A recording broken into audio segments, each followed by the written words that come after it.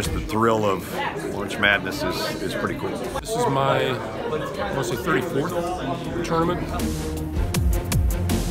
You certainly have to go with the teams that are going to be deemed the favorites once you get started.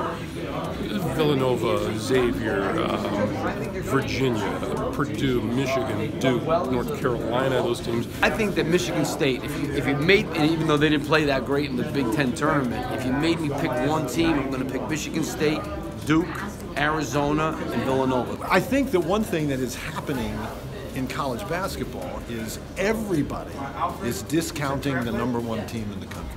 That nobody's paying any attention to Virginia. I actually did a radio show the other day where somebody said, they're really not any good, are they? Well, so I think I have to start and say Virginia is the #1 team in the country, and I have to think they're one of the favorites.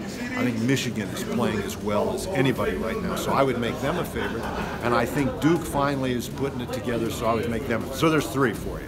I think the most talented team, if you go player for player, is Duke. Now, whether or not they get clipped early based on a bad matchup, based on an off day, that's where the intrigue comes into play. I mean, you think, just when you think Michigan State's really good, and then Michigan beats them. And, Michigan's like rolling right now, and you go, okay, they're really good. I mean, I did Kansas this year, and they won their 14th straight, Big 12 title.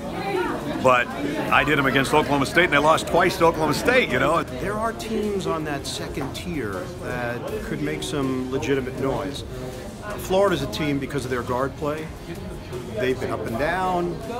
I think they could be really dangerous. Clark is of the opinion, and I find it hard to argue with him, that this year's winner may come from pretty far down in the bracket, that it may not necessarily be a 1 or a 2 or a 3 seed. Every time you think there's a team that's really on a roll, be it Purdue, Michigan State, Xavier, Villanova, whatever, they turn around and they get beat twice in 1 week. You definitely look at the teams that have been the leaders all season long, but the fun part of it comes in tournament time when a lot of guys don't care what you did during the regular season. They just, okay, come out and see what you can do tonight.